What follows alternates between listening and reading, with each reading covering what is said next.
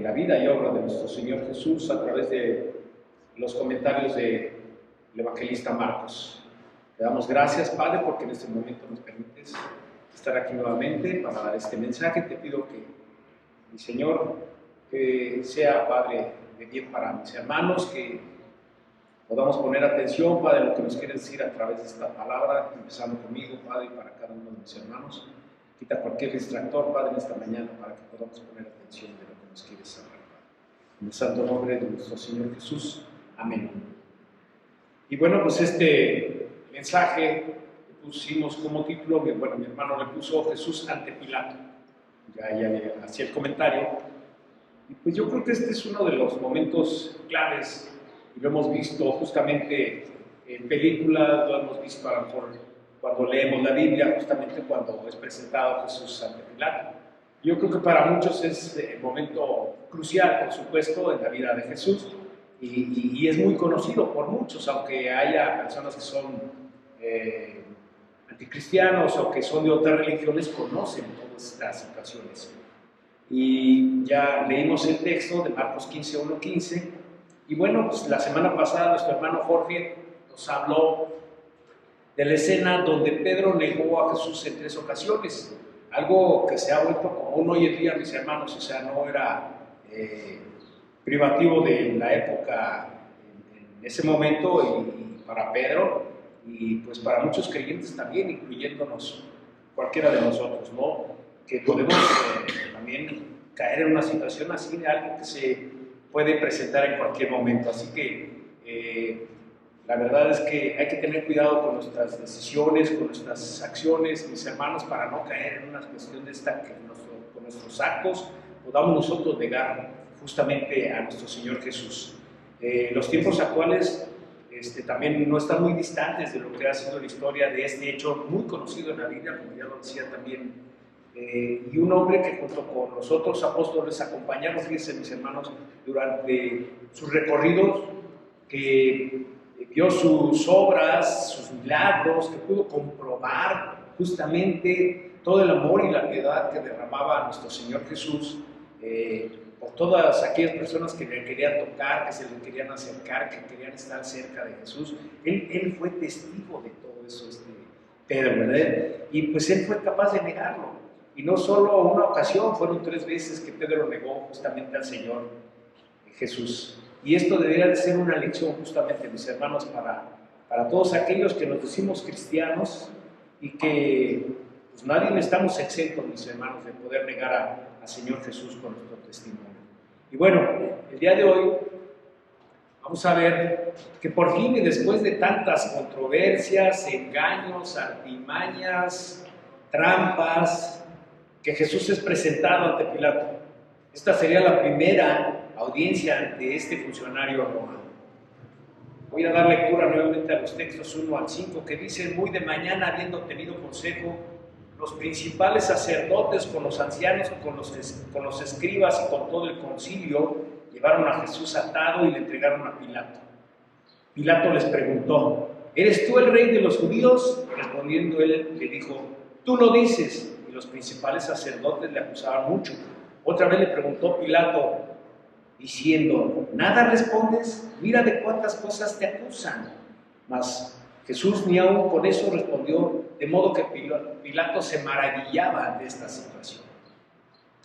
Y bueno, habiendo tenido consejo los principales sacerdotes, con los ancianos, con los escribas y con todo el concilio, debemos de considerar que este fue el juicio oficial de Jesús durante el día delante del Sanedrín, de acuerdo a lo que está escrito en Lucas 22, 66, 71, que dice: cuando era de día, se juntaron los ancianos del pueblo, los principales sacerdotes y los escribas, y le trajeron al concilio diciendo: ¿es tú el Cristo? Dínoslo. Y les dijo: sí, os lo dijere, no creeréis. Y también, si os preguntare, no me responderéis, ni me soltaréis. Pero desde ahora el Hijo del Hombre se sentará a la diestra del poder de Dios. Dijeron todos: ¿luego eres tú el Hijo de Dios? Y él les dijo: vosotros decís que lo sois. Entonces ellos dijeron: ¿qué más testimonio necesitamos? Porque nosotros mismos le hemos oído de su boca.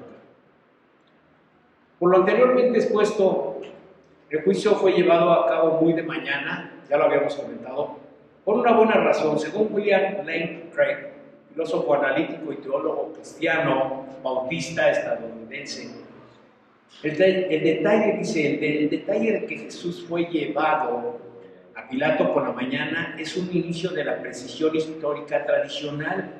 Era necesario que el Sanedrín trajera sus asuntos ante Pilato tan pronto amaneciera, debido a que la hora de trabajo de un oficial romano eran llevados a cabo tradicionalmente por poco después de la salida del sol. Yo creo que sería así casi como cuando tienen un problema en el Ministerio Público y dicen vamos a esperar el cambio de turno. Entonces, para agilizar todas estas situaciones tenían que llegar antes para que no hubiera cambio de turno. Entonces, los líderes judíos llevaron a Jesús ante Pilato, y en el mensaje que di hace 15 días, mis hermanos, mencioné que esto se debía a que ellos no tenían derecho legal, de acuerdo a sus leyes, de ejecutar a sus propios criminales. O sea, tenían que ser juzgados de otra forma, de tal manera que pudieran aplicar la ley de una manera diferente. Así que, hermanos, quiero hacerles la observación de que no obstante que en otros tiempos los judíos menospreciaban esta prohibición, ellos estaban en contra de esta prohibición de los romanos y ejecutaban a aquellos a quienes consideraban como criminales. No les importó que Jesús hoy estuviera en el corredor y en la antesala de la muerte. Veamos lo que nos dice Hechos 7, 55, 60 sobre el apedramiento de Esteban. Pero Esteban, lleno del Espíritu Santo, puestos los ojos en el cielo, vio la gloria de Dios y a Jesús que estaba a la diestra de Dios, y dijo: he aquí, veo los cielos abiertos y al Hijo del Hombre que está a la diestra de Dios. Entonces ellos, dando grandes voces, se taparon los oídos y arremetieron uno a una contra él. Y echándoles fuera de la ciudad, le apedrearon, y los testigos pusieron sus ropas a los pies de un joven que se llamaba Saulo. Y apedrearon a Esteban mientras él invocaba y decía: Señor Jesús, resucite mi espíritu. Y puesto de rodillas clamó a su voz: Señor, no les tomes en cuenta este pecado. Y habiendo dicho esto, durmió. ¿Cuántas veces, hermanos, el hombre juzga una situación de acuerdo a su conveniencia, pasando por alto que la imparcialidad y el equilibrio debería de ser el parámetro justamente para medir y actuar con justicia? Lamento decir, mis hermanos, que hoy estamos viviendo tiempos difíciles, que existen muchos abusos de parte de las autoridades, de parte de particulares, de parte de instituciones privadas o gubernamentales. Parecería que se ha vuelto común acusar y juzgar a la ligera, para después condenar y hacer justicia de manera arbitraria. La impunidad, la injusticia y la corrupción hoy son un tema grave en la sociedad en todo el mundo. No solamente en México, mis hermanos, en todo el mundo están sucediendo cosas muy duras. Regresando al tema que nos ocupa, las leyes judías no les permitían a estos hombres desaparecer o ejecutar a Jesús, porque ellos sabían que la multitud tenía una opinión favorable de Jesús. O sea, había también personas que estaban, por supuesto, a favor de Jesús. Entonces, también había la situación de Pilato, que si tomaba la decisión de ejecutarlo, ellos podrían distanciarse y crear un problema de índole político. Así que, hermanos, los líderes judíos no correrían el riesgo de cometer un error que podría echar sus planes para abajo, que podría echar a perder sus planes. Ellos tenían sus razones para esperar un resultado favorable cuando enviaron a Jesús ante Pilato. Todo fue hecho de manera calculada y minuciosa. La historia secular nos muestra que Pilato era un hombre realmente cruel, un hombre sin compasión y completamente insensible. No era cualquier cosa Pilato. Así que a él no le importaban los sentimientos morales o otro tipo de situaciones, y seguramente ellos pensaban que Pilato mataría a Jesús. Ellos tenían esa seguridad. No obstante, había algo obrando en contra de esta expectativa. La historia nos dice que Pilato simplemente no le agradaba a los judíos. y que él creía que estos eran un pueblo testarudo y rebelde, ya que constantemente sospechaba de los judíos. Cuando estos les trajeron al prisionero para ejecutarlo, él inmediatamente intuyó, sintió la sensación, mis hermanos, de que había detrás de todo esto un plan oculto que estaba llevándose a cabo. Pero a pesar de la posición y poder de Pilato, antes de que pudiera tomar una decisión, él debería de seguir los procedimientos normales para el juicio de Jesús.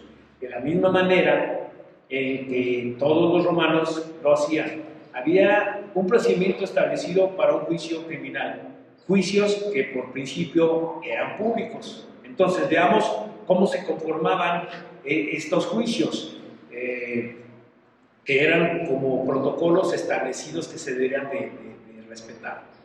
Tenía que haber un demandante y traía un cargo en contra de Jesús el acusado. Había un magistrado que hacía la labor de juez, que examinaba a ambos los cargos y al acusado. Las dos fuentes principales de evidencia eran las declaraciones del acusado y la evidencia traída por los testigos, ya sea en pro o en contra del acusado. Cuando toda la evidencia ya era recibida, revisada, un oficial de la corte se encargaba justamente de dar fe de esta situación, y si se cubrían los requisitos, declaraba que toda la evidencia estaba completa. El magistrado era liberado para consultar con sus consejeros y luego anunciaba su veredicto desde el tribunal. La sentencia era ejecutada inmediatamente. Hermanos, el Evangelio de Marcos registró el juicio de Jesús en el segundo paso. Los cargos fueron traídos delante de Pilato. Este hombre es culpable de traición porque él dice ser el rey de los judíos, oponiéndose al César. Por lo tanto, Pilato examinó al acusado. Y pues, qué momento más complejo cuando Pilato, estando frente a Jesús, hace la pregunta: ¿eres tú el rey de los judíos? Los gobernantes judíos sabían que si ellos traían a Jesús delante de Pilato con el cargo de que él decía ser Dios, Pilato seguramente simplemente hubiera hecho un desdén, ya que hubiera podido mencionar que los romanos tenían muchos dioses. ¿Cuál es el problema de que haya uno más? No pasaba nada. Si se hubiera manejado de una manera diferente, porque la idea era llevar a Jesús delante de Pilato como rey de los judíos, Pilato habría tomado con serenidad todo este asunto. Sería una amenaza política en potencia, porque de acuerdo a sus leyes no podía haber ningún rey salvo el César, y Pilato era nada más y nada menos que un representante del César. Parecería una ironía, pero Jesús quería evitar ser acusado de lo que él se rehusaba a hacer, exactamente tomar una posición política en contra de Roma. Era algo que no deseaba y quería evitarlo a toda costa. Él no quería caer en esa situación, porque entonces las cosas hubieran sido diferentes. Hermanos, era innegable que Jesús era el verdadero rey de los judíos, pero no en un sentido político, militar, y por eso Jesús, a la pregunta expresa, le formuló el Pilato: ¿eres tú el rey de los judíos? Dijo, sí. Se trata de un sí con reservas. Tú lo dices. Y él, porque Jesús no dijo nada a los demás acusados en su contra, dice el texto, y los principales sacerdotes le acusaban mucho, mas Jesús ni aún por eso respondió. ¿Qué hubiera sucedido, mis hermanos, si Jesús contestaba un sencillo sí a la pregunta de Pilato? Sin dudar, Pilato hubiera inmediatamente declarado a Jesús como el culpable de traición en contra de Roma, debido a que Jesús dio un sí calificativo. Entonces merecía ser examinado con mayor detalle sobre esta situación. Paralelo a este pasaje, Lucas 23:2 nos dice, se habla sobre algunas acusaciones, y comenzaron a acusar diciendo: a este hemos hallado que pervierte a la nación y que prohíbe dar tributo a César, diciendo que él mismo es el Cristo, un rey. Estos líderes decían que Jesús incitaba al pueblo a amotinarse que él decía que no pagaban impuestos, que decía ser el rey siendo una oposición política de Roma, lo cual todo esto pues eran puras artimañas y mentiras que estaban manejando. Pilato no estaba convencido. Así es que estas personas que le estaban acusando trataron de reforzar sus acusaciones y aparte de las anteriores le adicionaron el cargo que se menciona en Lucas 23:5, que dice, pero ellos porfiaban diciendo, alborota al pueblo, enseñando por toda Judea, comenzando desde Galilea hasta aquí.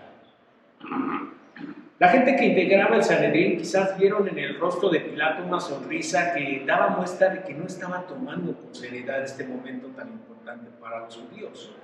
Pero aún después de todas estas situaciones, dice el texto 5, mas Jesús ni aún con eso respondió, de modo que Pilato se maravillaba. Esto le causaba una sensación extraña a Pilato de ver que Jesús pues estaba como si nada. Sin duda Pilato, desempeñando este cargo en Roma por algún tiempo, había visto a muchos hombres que literalmente se arrastraban por sus vidas delante de él para salvarse.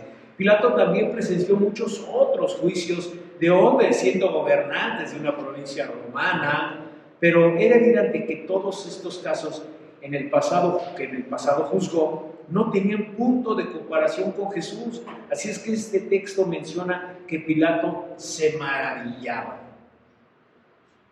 Mis hermanos, quiero imaginar, solo por un momento, que la personalidad de Jesús era realmente tan especial, que solo Jesús, como Hijo de Dios, era capaz de generar una atmósfera invisible de santidad, de poder. Y Pilato no podría ser la excepción, mis hermanos. Es más, en el foro de manera inusual estaban en completo silencio y demostraba una presencia y dignidad que por supuesto confundía al prefecto.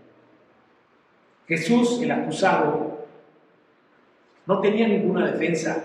La ley estaba totalmente del lado de los acusadores. Es más, a los magistrados romanos no les gustaba hallar culpable a un hombre sin tener la defensa correspondiente, pero ellos a menudo sentían que debían hacerlo. Así es que, pues vamos a continuar ahora viendo lo que sigue en el capítulo 15, del 6 al 15, que dice, ahora bien, en el día de la fiesta, no soltaban un preso cualquiera que pidiese. Y había uno que se llamaba Barrabás, preso con sus compañeros del motín que habían cometido homicidio y una revuelta. Viniendo la multitud, comenzó a pedir que hiciese como siempre les había hecho. Y Pilato le respondió diciendo, ¿queréis que yo suelte al rey de los judíos? Porque conocía que por envidia le habían entregado los principales sacerdotes. Mas los principales sacerdotes incitaron a la multitud para que lo soltasen más bien a Barrabás. Respondiendo Pilato les dijo otra vez, ¿qué pues queréis que haga del que llamáis rey de los judíos? Y ellos volvieron a dar voces, ¡crucifícale! Pilato les decía, pues qué mal hecho. Pero ellos gritaban aún más, ¡crucifícale! Y Pilato, queriendo satisfacer al pueblo, le soltó a Barrabás y entregó a Jesús después de azotarle para que fuese crucificado. Pero a pesar de todas las controversias que se generaron con este juicio a Jesús, Pilato no era tampoco tonto, mis hermanos, y sabía que Jesús era un hombre inocente, pero él tenía que cumplir con los protocolos establecidos justamente en Roma. Veamos lo que nos dice los versículos 6 y 7. Ahora bien, en el día de las fiestas, soltaban un preso cualquiera que tuviesen, y había uno que se llamaba Barrabás, preso con sus compañeros de motín que habían cometido homicidio en una revuelta. Por tradición, mis hermanos, se acostumbraba que en un día de celebración, que era el caso, se liberara a una persona que estaba acusada por algún cargo. Pero lo tenía que escoger la multitud, o sea, lo que lo ponían, o que lo soltamos o lo dejamos encarcelado, o lo mandamos a castigar. Como que era común esa parte. Y en ese momento se encontraba preso justamente Barrabás. ¿Y quién era Barrabás, mis hermanos? El Evangelio de Juan dice que Barrabás era un malhechor en el 18:40. Marcos 15:7 afirma que Barrabás estaba en cadenas con los rebeldes que en su insurrección habían cometido un asesinato. Lucas 23, 19, 25 declara que había sido echado en la prisión por cierta rebelión que había ocurrido en la ciudad y por asesinato. Qué compleja situación. De pronto Jesús estaría prácticamente siendo exhibido para saber si podía ser exonerado o culpado y continuar con el proceso de sentencia contra un reo que a todas luces, mis hermanos, era un delincuente. Estaba comprobado. Realmente me cuesta trabajo aceptar que Jesús lo pusieron literalmente a nivel de un bandido. Ahora, veamos cómo registra este momento Lucas 23:14. Les dijo: me habéis presentado a este como un hombre que perturba al pueblo, pero habiéndole interrogado yo delante de vosotros, no he hallado en este hombre delito alguno de ellos de que le acusáis. Pilato, sin duda, tenía una situación política detonante en sus manos. Él debía escoger entre hacer lo que era correcto. O sea, él sabía lo que era correcto, pero tenía esa duda y necesitaba el apoyo justamente. Liberar al hombre que era inocente o lo que era conveniente políticamente ejecutar al hombre presentado por su Dios delante de él debido al cargo de traición. Un detalle que no podemos dejar pasar por alto, mis hermanos, es que Pilato no era amigo de los judíos. Él podía ver a través de sus manipulaciones y conocía que por envidia le habían entregado a los principales sacerdotes. Esto hacía que Pilato quisiera hallar una manera de liberar a Jesús, como que no quería caer en el juego de los judíos. Veamos lo que nos dice el versículo 8. Y viniendo la multitud comenzó a pedirle que hiciera como siempre les había hecho.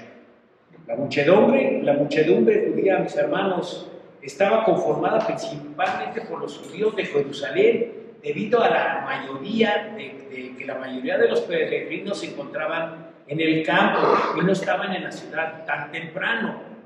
Recuerden que la gente que trabaja en el campo no se levanta a las 7 de la mañana, a las 8 de la mañana. La gente del campo se levanta a las 5 de la mañana, ya están en el campo arando, porque luego el sol es muy fuerte para estar trabajando en dicho lugar, mis hermanos. Entonces, pues estaban en otro lugar, no estaban preparados para esta situación. Entonces, a muchos no les agradaba o confiaban en Pilato, por supuesto. El ambiente no podía ser más tenso, mis hermanos, porque la atmósfera se sentía pesada. Pilato estaba vacilando, dudando sobre la culpabilidad de Jesús, pero él tenía que cumplir con el proceso como era debido. Por lo tanto, cuando Pilato consultó lo que para ellos, como dije anteriormente, era una costumbre de liberar a uno de los prisioneros, los judíos inmediatamente escogieron a Jesús, mostrando que iba en contra del magistrado romano, echando por suelo la idea de aceptar a Jesús por falta de pruebas contundentes en su contra. Con relación al interés de la multitud, era simple. Su Sanedrín decía que Jesús debía morir, como ya hemos estado viendo. Él era una amenaza, era un estorbo para sus planes de liderazgo, beneficios económicos, pero el Sanedrín no se pronunciaba en cuanto a Barrabás. El magistrado romano decía que Jesús debía de ser puesto en libertad y que Barrabás fuera ejecutado. Ellos siempre tomarían el palo con su Sanedrín en contra del magistrado. El día de hoy, ya lo mencionaba mi hermano Jorge, recordando la entrada triunfal del Señor Jesús a Jerusalén. Y leímos el texto y dice en Mateo 21, al 11, se lo voy a leer. Cuando se acercaron a Jerusalén y vinieron a Betsagé, el monte de los olivos, Jesús envió a 2 discípulos, diciéndoles: id a la aldea que está enfrente de vosotros y luego hallaréis un asna atada a un pollino y con ella desatadla y traédmelos. Y así si alguien te quiere algo, decid: el Señor la necesita, y luego les enviará. Todo esto aconteció para que se cumpliese lo dicho por el profeta, cuando dijo: decid a la hija de Sión: he aquí, tu rey viene a ti, manso y sentado sobre un asna, sobre un pollino, hijo de animal de carga. Y los discípulos fueron e hicieron como Jesús les mandó, y trajeron el asna y el pollino, y pusieron sobre ellos sus mantos y él se sentó encima. Y la multitud, que era muy numerosa, tendía sus mantos en el camino y otros cortaban ramas de los árboles y le tendían en el camino. Y la gente que iba delante y la que iba detrás aclamaba diciendo: Hosana al Hijo de David, bendito el que viene en el nombre del Señor, Hosana en las alturas. Cuando entró él en Jerusalén, toda la ciudad se conmovió, diciendo: ¿quién es este? Y la gente decía: este es Jesús, el profeta de Nazaret de Galilea. Hermanos, y a todo esto surge la pregunta: ¿por qué la multitud era tan inconstante?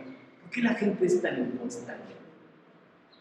Jesús podía recordar que esas mismas personas que le seguían en la entrada triunfal y en el templo, ahora tenían una actitud totalmente contraria en este momento.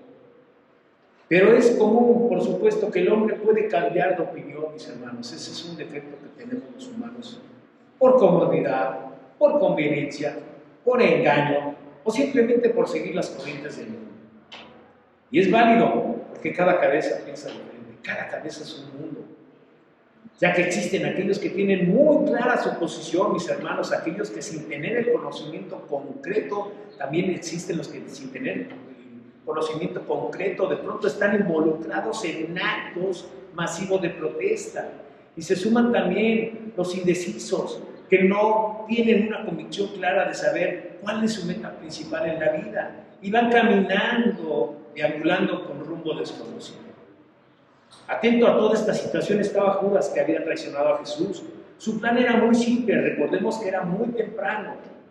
Así es que cuanto antes se terminara todo este libro era primordial para que los simpatizantes de Jesús, o sea, los galileos, no despertaran, ya que esto podría complicar aún más las cosas.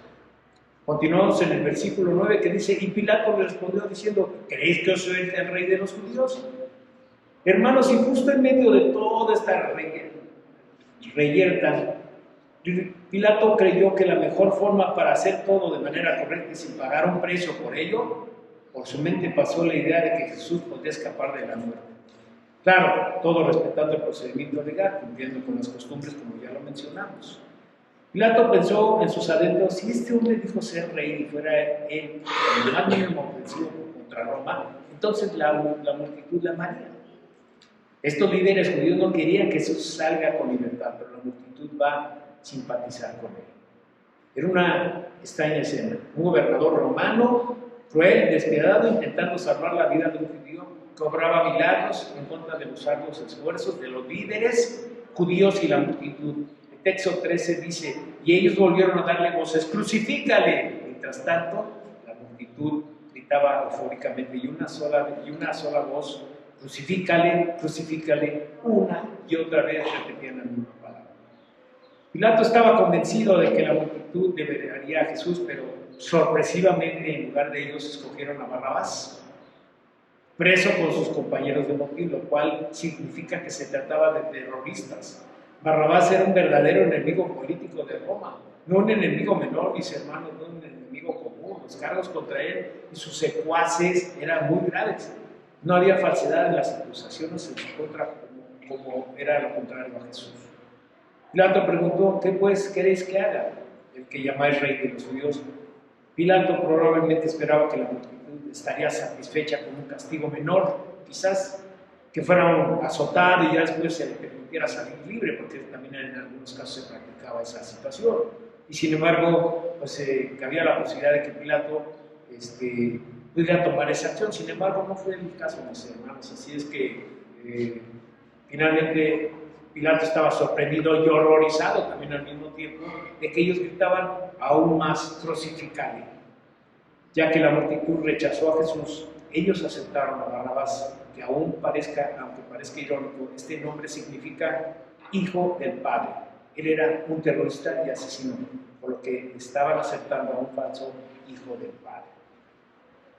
Hermanos, si alguien realmente puede pensar y decir: Jesús murió por mí, era justamente Barrabás, porque lo experimentó en carne propia, mis hermanos. Jesús era inocente, Barrabás sabía que era culpable, pero Jesús estaba dispuesto a morir en lugar de Barrabás.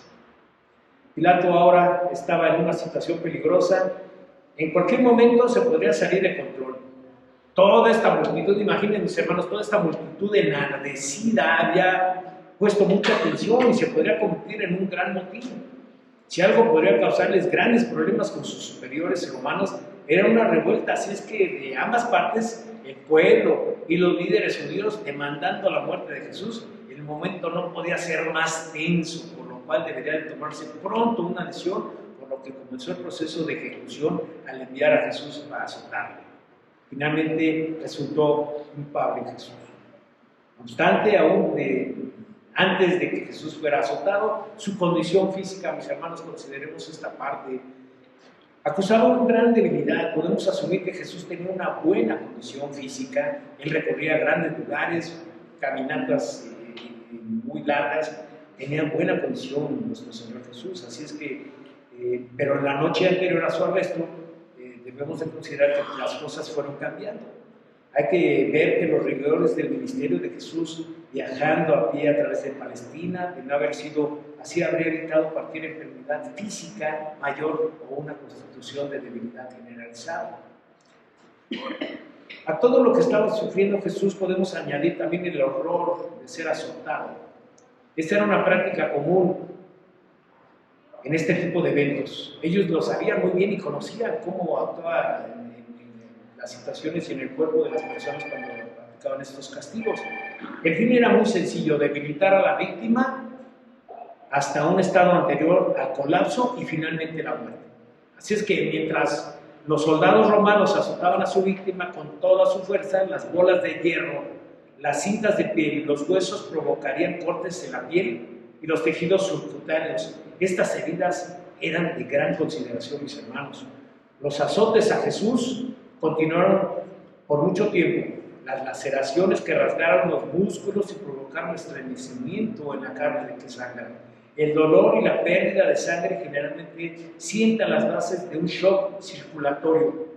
Tanta experiencia tenían en este tipo de torturas que podían determinar, de acuerdo a la pérdida de sangre, cuánto tiempo una víctima sobreviviría en la cruz. De acuerdo a los azotes, de la condición física con la que terminaba este hombre que azotaban, era como podían determinar cuánto tiempo iba a vivir.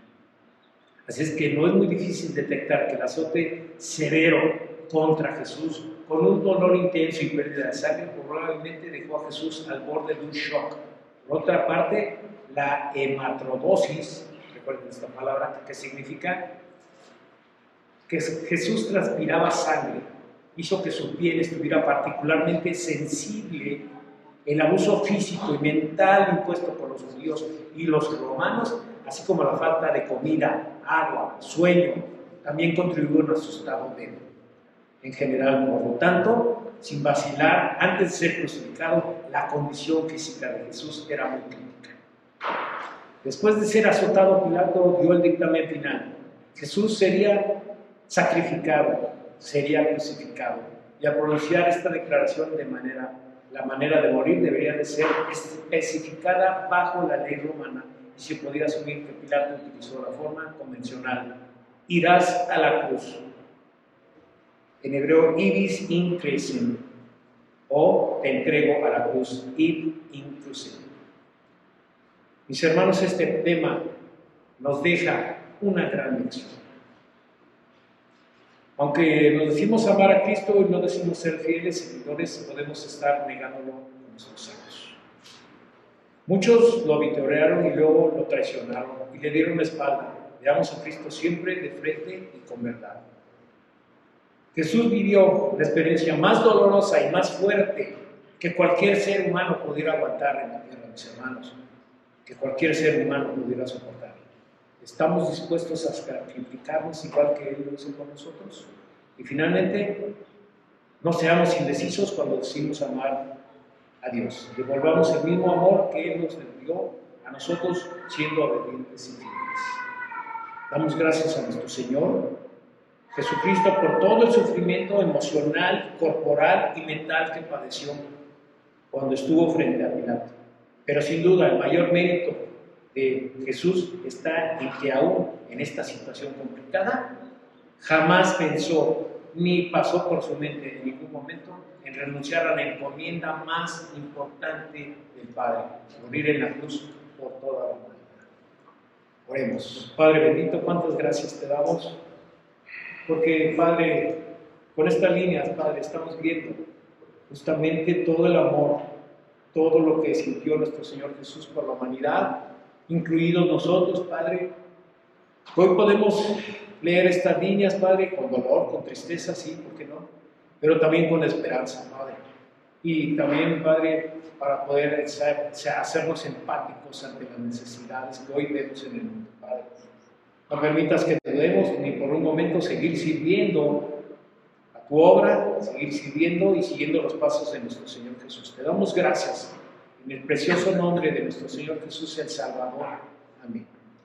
Amén, hermanos. Dios te bendice.